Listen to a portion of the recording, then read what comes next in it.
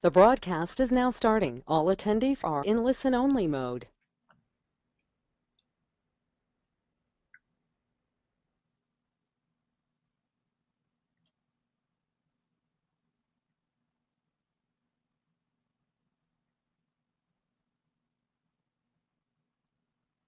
Do you hear me anything? I can hear it when it said that, it's saying that. I don't really know what to do.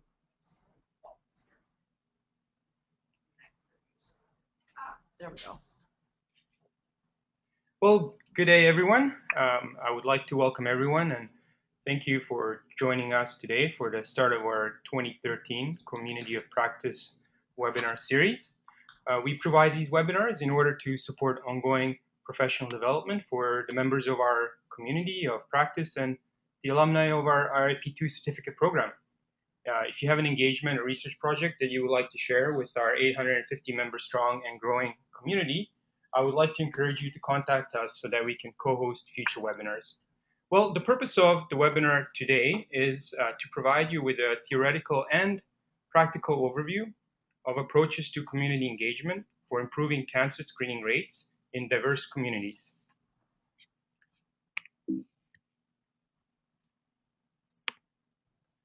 So your hosts today are myself, Marco Pajalik, and I'm an online engagement specialist with Delaney and Associates, and our guest speaker, Carina Zhu from University of Calgary. I will be moderating the session today, and before I fully introduce Carina, I would just like to provide a quick overview of the webinar process. So there will be question periods throughout the session, so I encourage you to hold off on your questions and just follow up during those questions periods. In order to minimize disruptions and optimize sound quality, everyone is on mute except for myself and Carina, but I will unmute anyone who's seeking to ask a question during the question period. We will share the webinar slides and the webinar recording after the presentation.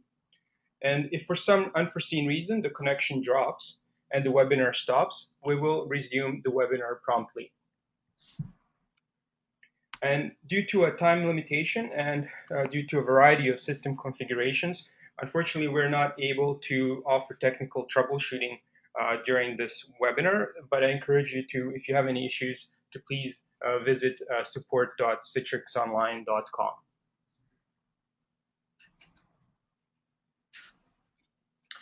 Now, during the webinar, you'll as a webinar participant, you will have a webinar control panel available to you, and you can see the layout of the control panel right here. So, if you would like to have the presentation in the full screen, you please click on the little rectangle button that's on the left side of the panel.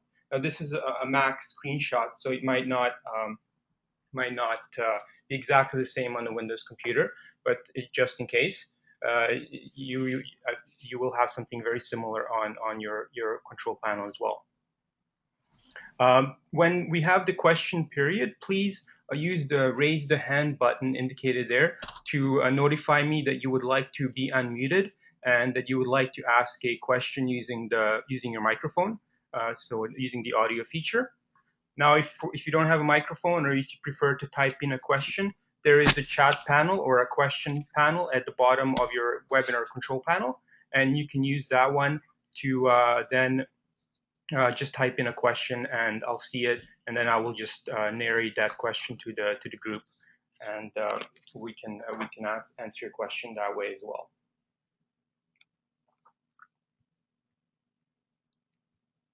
So without any further ado, I would like to introduce our guest speaker, Carina Zhu from Faculty of Nursing with the University of Calgary.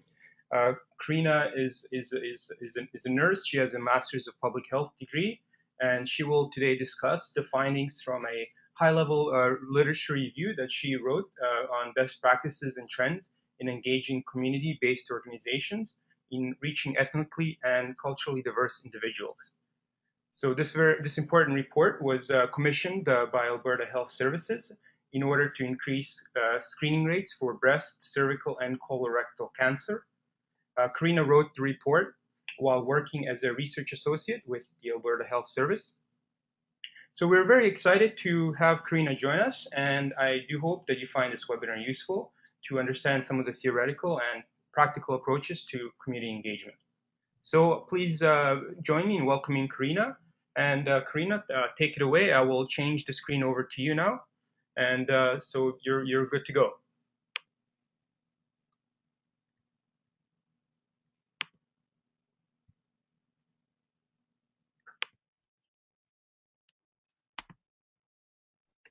Thank you, Marco. I'm just enlarging my slides here. So is everyone seeing the slides okay? Okay, perfect. Okay, well, thanks for that introduction, Marco, and thanks everyone for joining. I was a bit surprised when I was contacted by Richard and Marco to say they have found this report on the website and they would like me to help facilitate a webinar. So hopefully I will meet some of those expectations you had for joining us today. So just an overview of what to expect in the next 30 to 35 minutes or so, and then we'll leave ample time at the end for questions. I just wanted to provide you with a little bit of background on why this report was commissioned, on the context of this project, as well as the methods, results, and key findings of this particular project. And then I will end with talking about additional reports that may be of interest, especially if cancer screening is a content area that you're interested in exploring further. Our air system just kicked in. Are you still able to hear me okay? Because there's a little bit of background noise that we weren't anticipating. I can hear you fine, Carina. Okay, perfect. It's not. Okay, sounds good. Let me know if I'm losing connection along the way. So just some background on why this report was commissioned. Within Alberta Health Services, there's a cancer screening program who led this 3-year project to increase breast, cervical, and colorectal screening rates in ethnically and culturally diverse communities. And as a research associate for the applied research team supporting this project, they commissioned us to do 2 reviews. One was a narrative review of community engagement approaches at the level of community-based organizations who serve those who are ethnically and culturally diverse. And then the second review that we conducted was to look at effective programs to increase cancer screening rates, specifically at the level of the individual. So today's discussion will be focused on the first one, and I can speak to the second review, which was also completed at my time with AHS. So this report on community engagement approaches was guided by the search question: what approaches have been effective at engaging community-based organizations serving ethnically and culturally diverse communities and produce improved health outcomes? The methods through which we derive the literature. So the key search terms you can see on your screen cut across community engagement, participation, partnership. We threw in community-based organizations specifically because we wanted to pull out the ones that were looking at the CBOs and not at the individuals of the community, and as well as other search terms related to ethnoculture organizations. We only searched in one database, which was the Academic Search Complete, and this was a decision primarily because of the turnaround time that we have for this report. We began in May, and I think the project team had requested for it to be complete by July. So we were really hoping to focus our search in one particular database. As you can see, this database was a repository of several other academic databases, such as CINAHL, Medline, psychology, social work, as well as family studies. Additional limits that we placed on the search were that we wanted to look at things, reports and studies that were within the last 10 years. So from January 2001 to May 2011, with the main subject headings of community-based programs and participation. Additionally, we did a literature search for gray literature in Google, wherein we screened the first 100 hits for relevance. And this was at the recommendation of our information scientists at the Holy Cross Center. So before I move on to the results, is there any questions so far on the context of this research and the methods that we decided to use in collecting the reports and studies?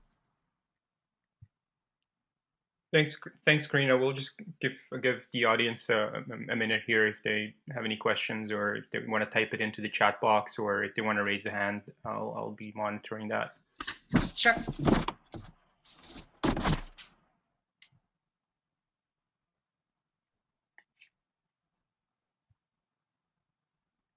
Well, Karina, I'm not seeing any questions. I think you're good to go ahead. Perfect. Okay, so some of the results from our search. In the academic search came back with 109 hits, of which 11 articles were retained at full text. In our gray literature search resulted in 10,000 plus hits. And again, only the first 100 of that was reviewed because of decreasing relevance as we get into the second and third 100 hits. And from the gray literature search, 5 articles were retained at full text. So there are 16 articles / reports that were included for reporting. For today's presentation, I will highlight the findings from the 2 review level studies and then select findings from the primary studies and position papers. They are discussed in its entirety in the report, so I just wanted to highlight the ones that I think would be most relevant for those who are engaging in community engagement work currently. Karina, sorry, there was one question. Sherry asked if the study is limited to Alberta. No, it was not. It was not. We did not place the limit geographically. That's a good question. Yeah. Okay. And another question was just in terms of the number, the slide indicates 209, and the question from Carol is, was this 109? Oh yeah, no. What 209 is the gray lit, which was 100 hits, combined with the academic lit search, which was 109. So together we had 209 hits, and then 16 of which we included for reporting. Yeah. Great. I didn't want to include the total number of the gray literature search hits because we didn't look at all of them. So of the ones we looked at, it was only 209, and then of those we included 16 at full text. Great. Thanks, Karina. You're welcome. Okay, so our first review came from Swainston and Somerville in 2008, and their search question was on what community engagement approaches have been effective at the planning, design, and delivery of health promotion strategies. And they also looked at barriers for community engagement, but I won't highlight them here for the consideration of time. So the community engagement approaches that they discovered through their review included community coalitions, neighborhood committees, peer educators, school health promotion councils, peer leadership groups, community champions, and community workshops. Health behaviors that they looked at included cardiovascular health, childhood immunizations, injury prevention, sexual health, smoking, alcohol, nutrition, and physical activity. And in their conclusion, they found that essentially the effectiveness of this community engagement approaches stipulated on the target behavior and the population of interest. So for example, using peer educators to increase uptake of vaccine amongst parents may be effective, but the effectiveness of using peer educators in preventing injury prevention in high-risk youth is uncertain because it just had to depend on the population and the target behavior. They also concluded that the articles that they found focused the evaluation on the effectiveness of the health promotion intervention rather than the community engagement component, which meant that the usability of the findings was difficult to ascertain whether the improvements in health outcome was due to the health intervention itself, such as education or social media, versus the community engagement approach itself, or both. So any questions on that review? I know that was a quick overview of that.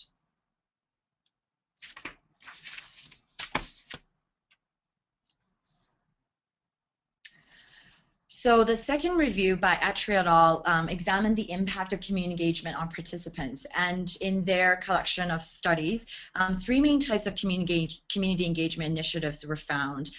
Area-based initiatives targeting social and economic disparities, person-based initiatives that aim to engage marginalized populations, and coalition-based initiatives that aim to harness powers from interest groups. So in the review, they highlight the positive changes and adverse effects on participants of community engagement initiatives.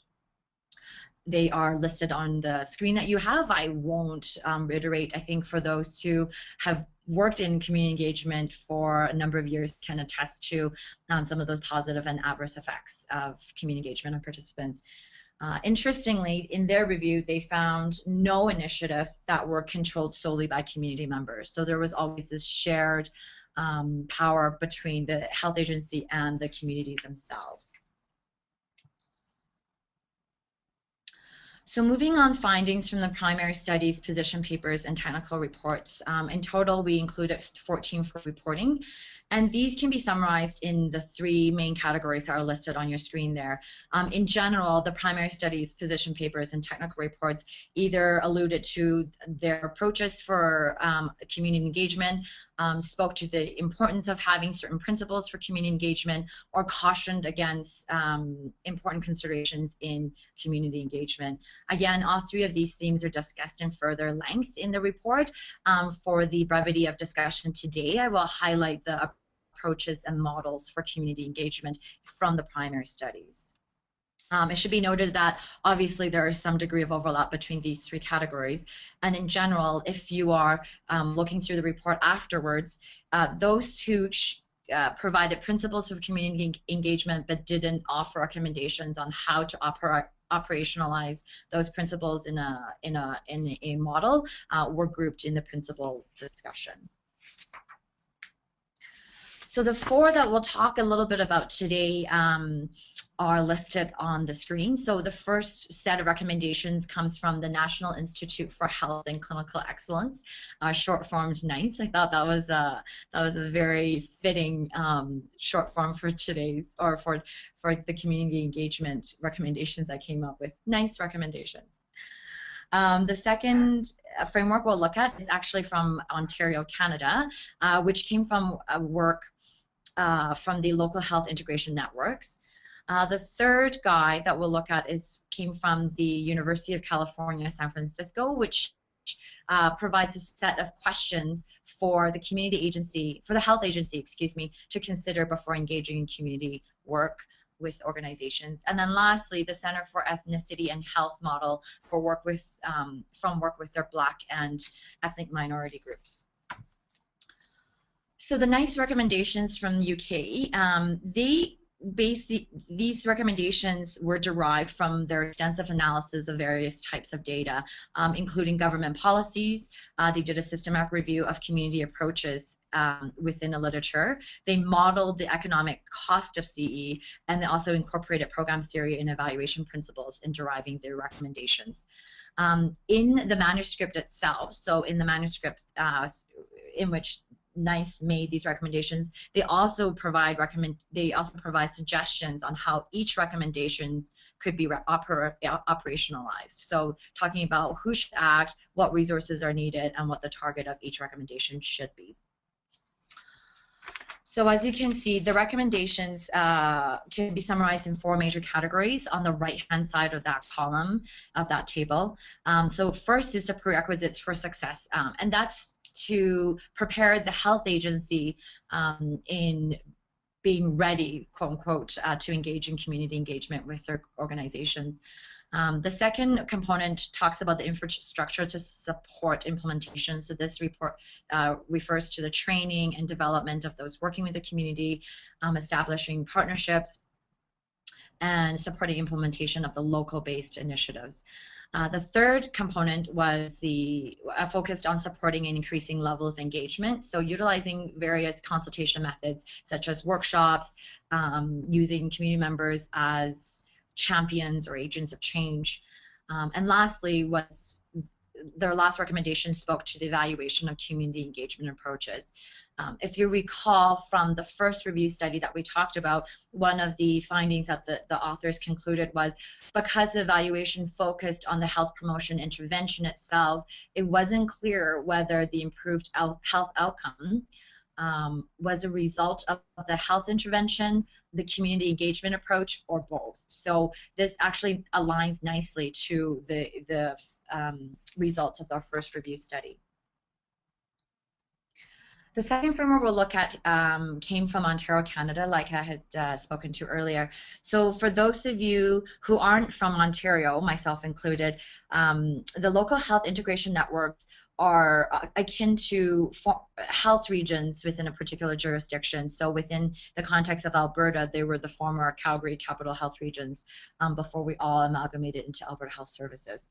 So for this particular study, they surveyed a total of 17 staff, representing 9 of the 14 local health integration networks in Ontario. So fairly good representation. And in this study, the staff were brought together to encourage, to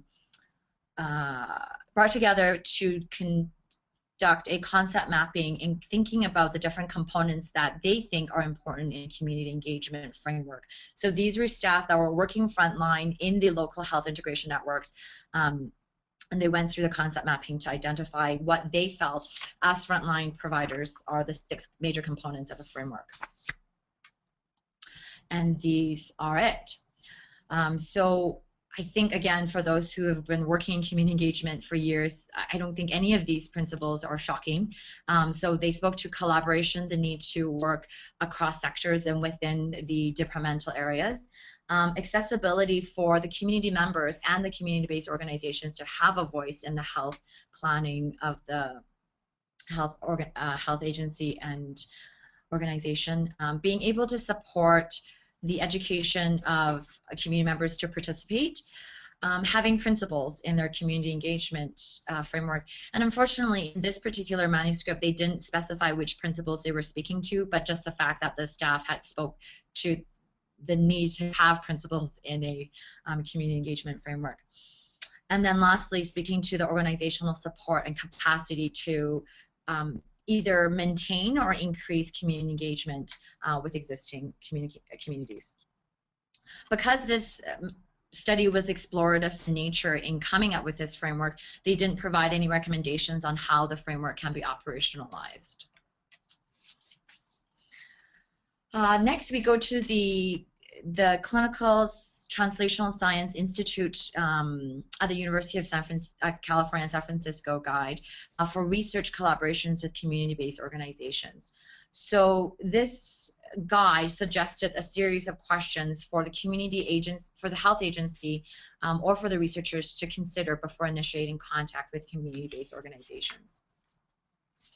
And while it was research in focus, we thought that the transferability of these questions in preparation of the health agency before they engage with the community were relevant, particularly in the context of the ethnoculture engagement project.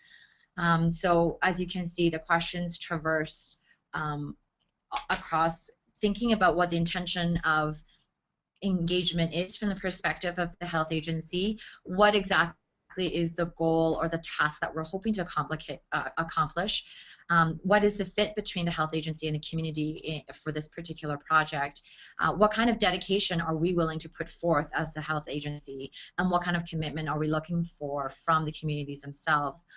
What resources are currently existing to support the participation of the communities? Again, what kind of commitments and decision-making are you looking for from the communities? And what can we look forward to as a product of this collaboration and partnership? Lastly, we'll review the Community for Ethnicity and Health model from also from the UK. This was from the center's work, from the Center for Ethnicity and Health's work with Black and minority ethnic groups. Which is now known as actually the International School for Communities, Rights and Inclusion. So I know this diagram looks a little bit busy, but if you look at the top 4 boxes, facilitated, supported, resourced, and trained, that speaks to what the center was advocating as the essential components of an engagement model. So ingredients for success, as articulated by the Center for Ethnicity and Health, said that in order for this to be a successful community engagement initiative, that we should have a facilitator who will advertise, recruit, and select the community organizations and support a team of staff and encourage inter and intra-community participation. We should also have a host organization that has good links to the target community, a task that is meaningful, time limited, and manageable. And so by task, they're actually speaking to this series of circles that are linked together at the bottom half of the model. A task that's meaningful, time limited, and manageable, and it could be any of those circles in the model diagram. Training of the community organization members as co-coordinators of the project, having project workers who would provide support to the communities as directed by the facilitator, funding support obviously for project activities and personnel, a steering group that should include local service planners and providers. And so this model was used by the Center to guide greater than 170 projects within the Center for Ethnicity and Health. One note is that along with the community engagement model, they also provided financial compensations to the organizations and communities for engaging in community engagement work. So the extent to which this model could be applicable and derive success, however we measure it, is uncertain without the presence of financial compensation. Okay, so perhaps we'll pause there to address any questions you may have about the 4 models/frameworks that we've highlighted thus far. Great, thanks, Carina. That was really insightful and very comprehensive overview. I do have a couple questions. Richard is wondering if you are able to list, say, top 3 community engagement cautions. I don't know if you're going to address that later on in the presentation. So yes, perhaps you would want to save it. One step ahead. Actually, that's my next slide. So. All right, no problem. That's great. Yeah. All right, and then the other question is from Carol. Was there any information regarding returns on investment for engagement? Not in the ones I reviewed. Actually, the only one that I could probably direct you to is probably the NICE recommendations, because they did do an economic model of the cost of CEs. Now, they limited their review on UK-based programs, but they did actually, in that report, model the economic cost as well as cost benefit of community engagement approaches. So that was the only one that looked at the economic benefit / cost of community engagement. But that's a great question. Yeah, not in the ones that we reviewed. Great, thanks, Carina. Now, if there are any other questions, please use the hands up feature, the little icon on the left side of the control panel, or the question pane, or the chat pane on near the bottom of the control panel. I'll give you another 30 seconds to a minute to either type a question or raise your hand, and then I'll hand it over to Carina to continue on.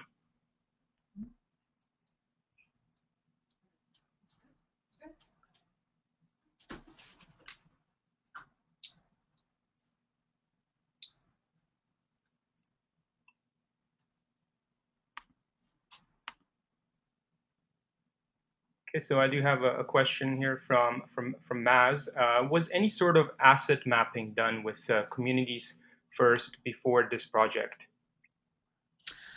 No, we didn't do, at this point, that's a great question. At this particular point, the project team felt that they wanted to proceed cautiously in looking at whether there were any evidence-based approaches in approaching a community-based organization before they establish contact. So we actually wanted to do a review of any evidence-informed approaches before coming into contact with the community. So at this particular point, we were not in direct contact with the communities yet. It wasn't until the later parts of the project where we had the findings from this review, this community engagement approaches review, as well as findings from the programs that increased uptake of cervical cancer and cervical, breast, and colorectal screening, did we then go to communities to say, this is what we're endeavoring to do, this is what we found in the literature, how applicable or feasible would you say is would these initiatives be in your community? Does that answer the question? All right, let's give Maz a few seconds here to process that, and then see whether or not it answered the question. And if it didn't, please follow up either through audio or through the question or chat panels.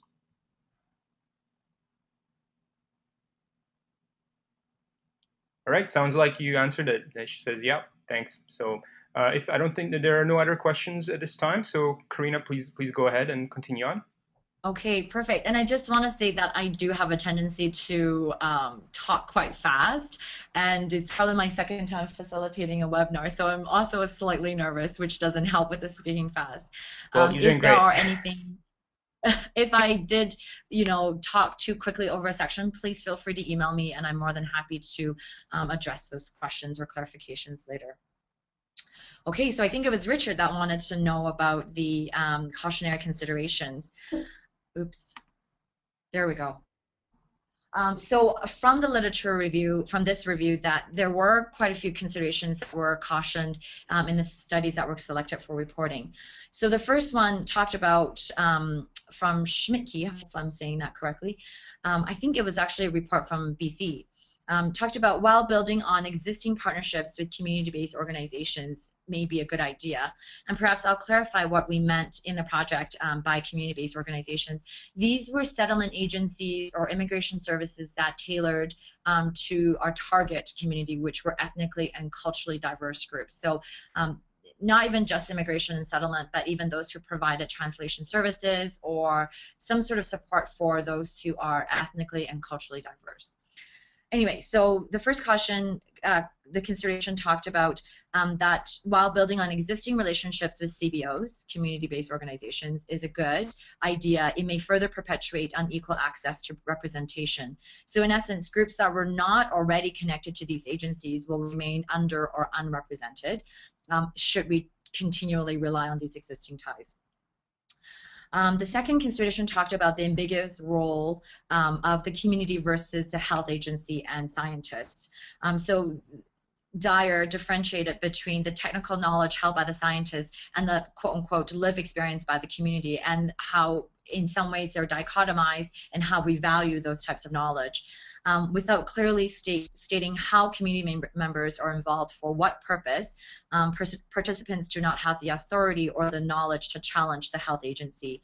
So Dyer also alluded to the need for thinking about a process for decision making before conflict arises. And this was actually a direct quote from his manuscript. So he talks about how not every decision has to be made by consensus, but consensus needs to be reached on how final decisions are made.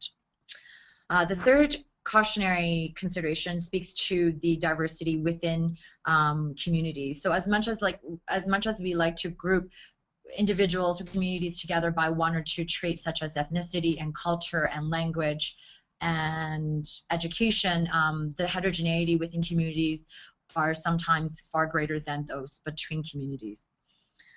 Lastly, the diversity of partners should depend, the choice of partners, should depend on the scope and the goal of the project. While we should consider stakeholders, too many partners will divert focus and impede consensus building. So after ranking your stakeholders, it might be worthwhile to stratify them by intimately involved and affected versus those who are distantly involved and affected. So I think the take home for this is that while true representation of a community may still remain elusive, these are important considerations to think about when designing a community engagement approach. So to summarize the findings from the review and the single studies / technical report / position papers, that there is a need to distinguish between a community engagement approach and a consultation method. So a community engagement approach is a series of steps to actively involve the community in addressing an issue, such as forming a coalition or facilitating a community workshop. A consultation method, on the other hand, is the way through which a community is involved in conversation. So either through interviews, town halls, or focus groups. This was highlighted in the first review that we talked about by Swingston and Somerville. Further, there were no community approaches that target solely at community-based organizations. Rather, the community-based organizations were lauded as an important part of any community engagement, which provided justification for how the project team decided to proceed. There was also limited evaluation on the community engagement approaches in and of themselves without being linked to the health promotion intervention. The success of any community engagement approach depended on the target group as well as the health behavior. And there were also limited information on how one decided on which consultation method to use in what situation. So in the variety of the consultation methods that were highlighted, such as surveys, focus groups, semi-structured interviews, community workshops, there were no evaluation of these consultation methods. And again, that limits our ability to say, well, a focus group is more effective when engaging with this particular community.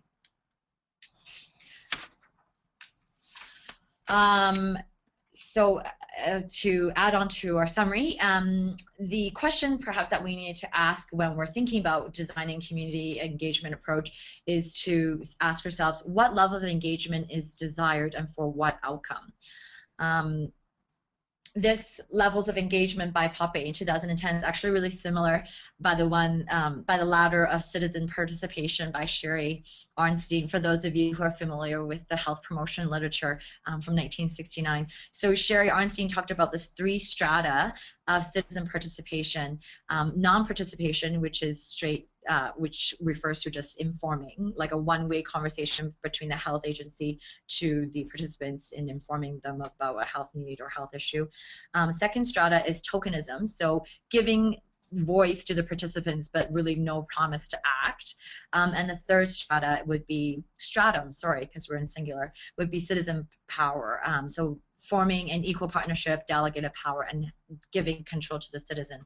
So Poppy's level of engagement, it more or less speaks to those 3 strata of citizen participation by Sherry. The non-participation, you can probably see, probably falls under the providing information section. Tokenism is probably somewhere between consultation and co-production, and then citizen power would be somewhere between delegated power and community control. So this is the pictorial representation of Poppy's level of engagement. The inverted triangles represent 3 types of outcomes. On the right-hand side in the purple, pink purple, represent health outcomes related to improving health status and reducing disparities. And to achieve those health outcomes, you can see that we need to move we need to engage the communities at the level of informing them all the way up to delegating control to the community. For the intermediate social outcomes, which refer to impacting social capital as well as increasing empowerment, we would have to engage the communities at the level of consultation up to community control, and informing would not be an effective level for us to target for community engagement. And then for service outcomes, this is related more to access and uptake of service. Again, Poppy is recommending the engagement at all levels, from informing all the way up to community control. Oops. So as a result of this review, there were a set of recommendations that were provided to the project team. Again, I think it's not too different from the summaries that we've already reviewed, talking about how a community engagement approach should be tailored to the population as well as a target health behavior. And while there were theoretical frameworks that were found in the review, as we've discussed, that those should be tailored still to the population of interest and the target health behavior. That there are potential adverse effects of community engagement highlighted in the second review by Attree and al. That we should consider and try to mitigate. That community-based organizations must be involved in any engagement initiative for a variety of reasons, primarily because they probably have increased access to the target group that we're trying to engage. Inclusion of diverse stakeholders should not be at the expense of consensus building, and that there is a strong need for the ongoing evaluation of community engagement approaches. So there were certainly limitations with this review. First and foremost, it was not a comprehensive review and not a systematic one at that. Primarily, we were impacted by the time frame for a turnaround, which was a little less than 8 weeks.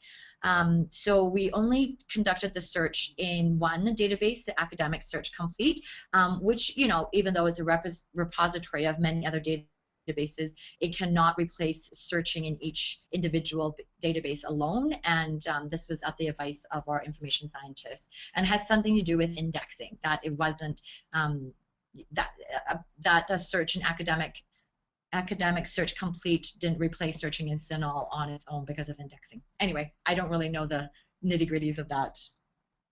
We didn't have any exclusion or inclusion criteria. It was pretty much at the discretion of one reviewer, which was me.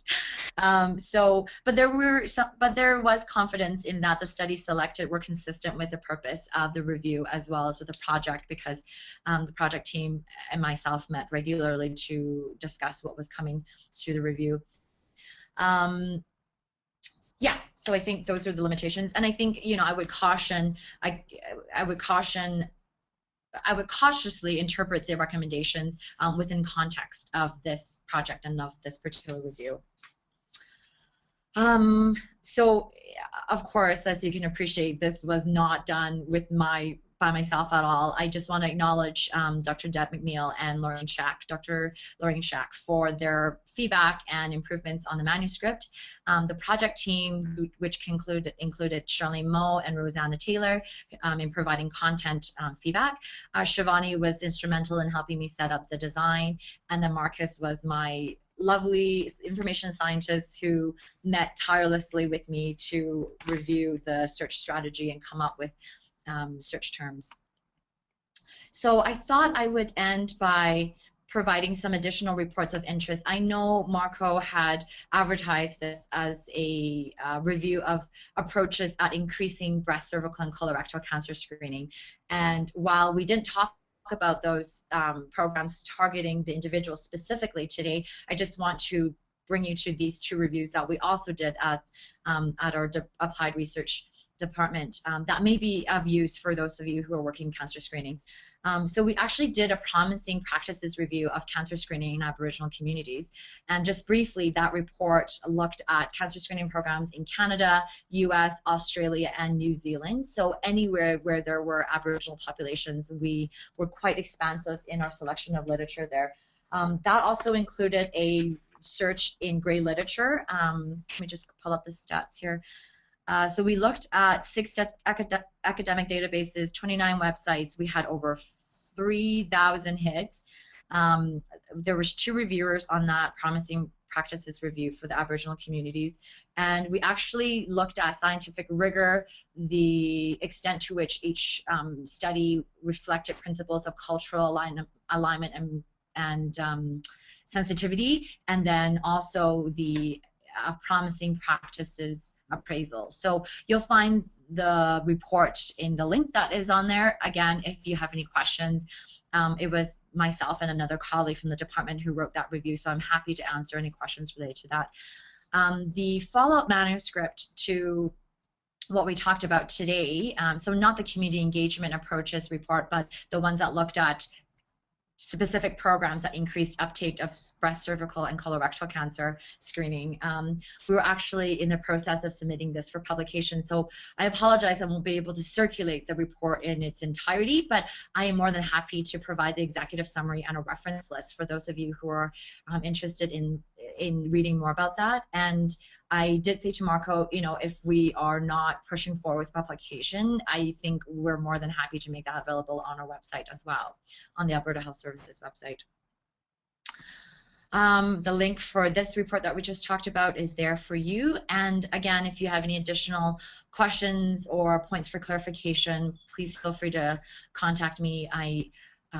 While my full-time gig is now at the university, I still do some casual work for the department, and I think all the questions related to these reports that I did while I was working for Alberta Health Services are still coming to me. So I'm more than happy to provide any clarification you may have. Thanks, Carina. That was great, fantastic. Really, just a wealth of information, and I know there's much more in the report. So thank you very much for that really insightful and valuable presentation. So I would like to open up the floor now, and so if there are any questions, please do type them in, or like I said earlier, raise your hand and I'll unmute you, and at that point you can ask your question over your microphone. I do have a question already here, and that's from Rosman. She's asking, how was a promising practice defined? Great question. So let me just get to the appraisal table here.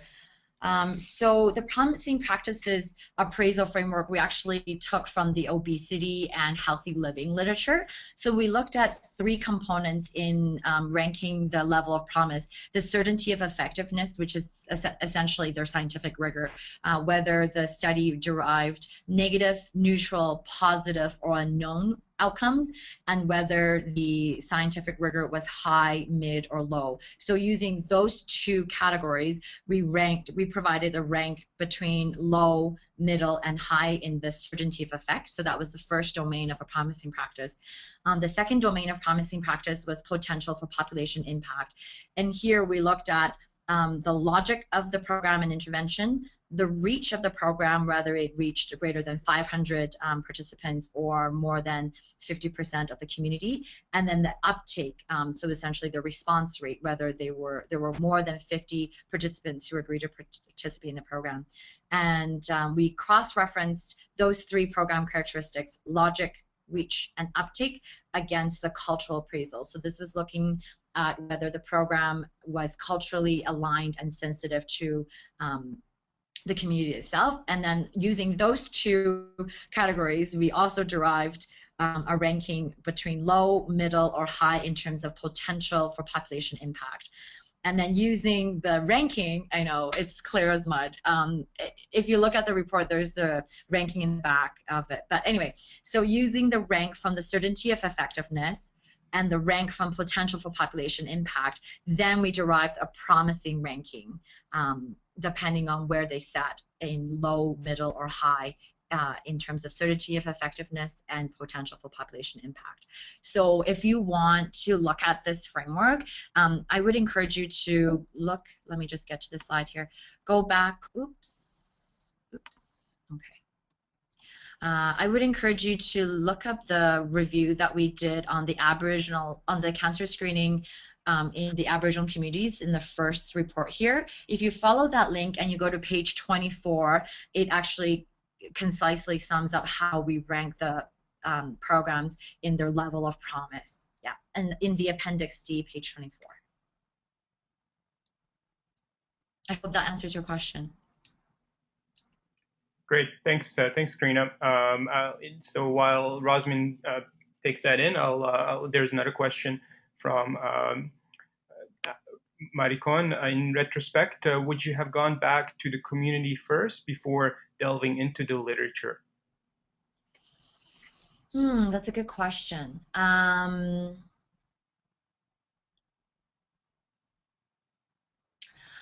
I don't know if there was any harm in doing the literature review, just to kind of get a sense of what's been done before, what was effective. And I think essentially the finding was, you know, the effectiveness of it depended on the community and the health behavior. So it really didn't tell us anything substantial. But I think the project team really wanted some evidence on the consultation method through which to connect with the communities. So I'm not sure if I can even answer that question, whether we would have gone to the community first.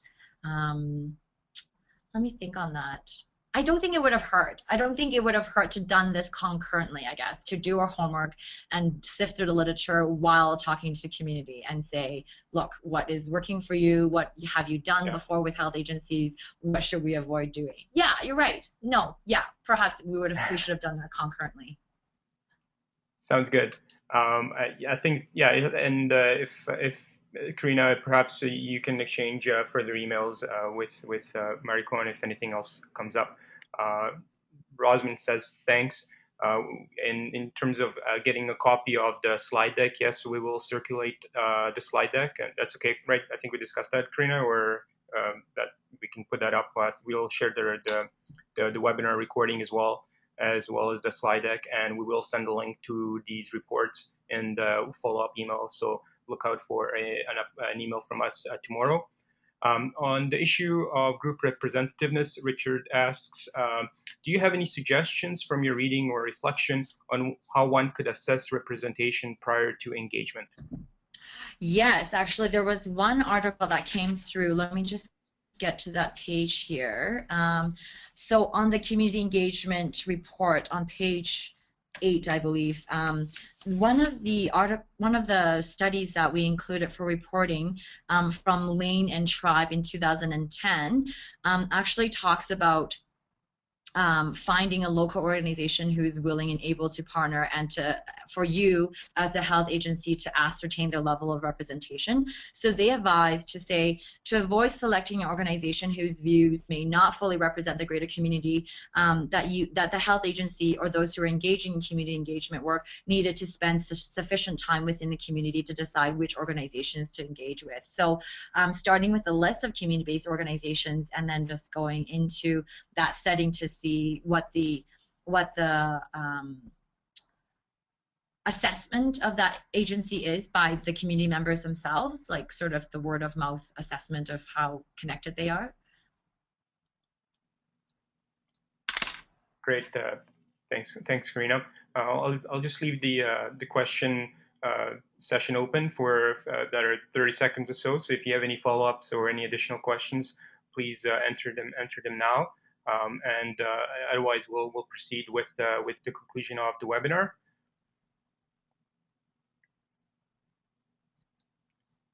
And we'll also let you know what we do have a number of upcoming webinars coming up for the rest of the year. And I'm sure those will be of interest to those on the line and our community of practice. So I don't see any other questions popping up. So we will continue on with the webinar, with the conclusion of the webinar. Marco, can I just say a word of thanks before you take control again? Okay. I just want to say thank you for all of you joining this webinar. I think it's always encouraging from our perspective in applied research within Alberta Health Services when we have a readership greater than 10, which is our team at the department. So I really thank Marco and Richard for contacting me and helping facilitate this. It was a work of our entire department, and it's my privilege to be able to speak to the research that's come out of our department. And thank you for increasing our readership greater than 10. Well, I hope the webinar helps. I think it was a really again a valuable opportunity to have you join us and to share your research and this valuable report with our community of practice. So thank you for your time, Carina. I think everyone can certainly see that there's a lot of takeaways there, a lot of details, and so I think all of us encourage you to take a look at the full report. I'm sure there's lots more information in there, a lot more references and explanations, etc. So we will share that report with you. I also encourage you to follow up with any questions that you have via email as well. So thanks again, Carina, for this really helpful and insightful presentation, and thank you for taking the time. And also, we wish you all the best in your upcoming professional adventures.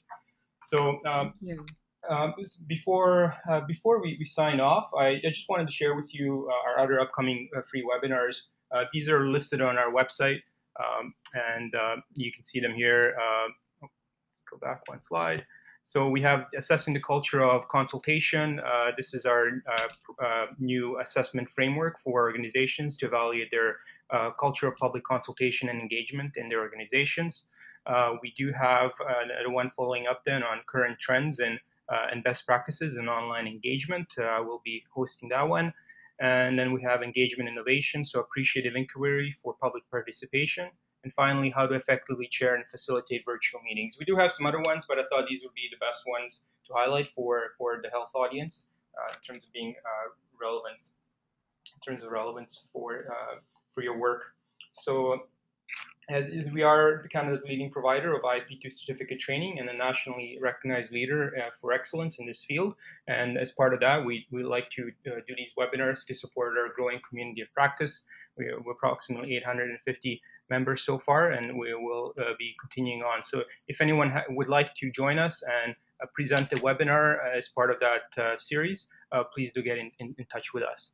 And you can do that in many ways. You can do it online, through email, or through a number of different social media channels. So whatever works for you, please do so.